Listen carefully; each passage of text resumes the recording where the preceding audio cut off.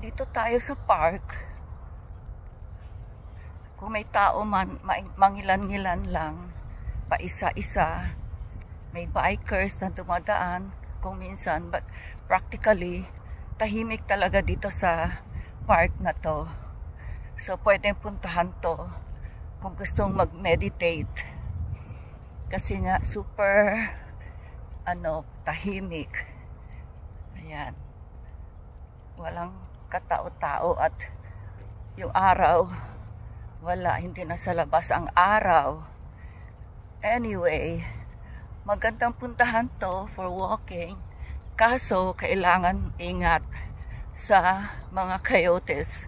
Kasi may mga coyotes dito sa meadow. At, ayan.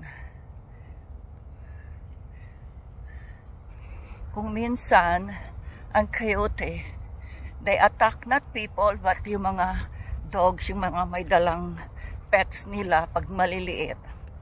Ina-attack ng mga coyotes na siguro gutom, kaya hinihila nila at kinakain. So, talaga nakakatakot. So, ayun. May isang biker na dumaan.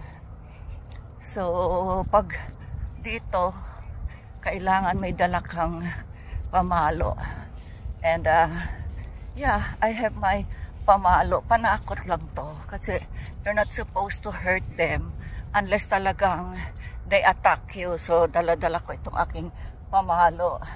Just in case na may ma-encounter na coyote. So, kailangan ingat talaga pag naglalakad sa park, sa meadows. Magandang pakinggan yung sounds ng mga birds. Iba-ibang sounds ng iba't ibang birds. So, talagang, ayan. So peaceful and serene at this time of the day, early morning.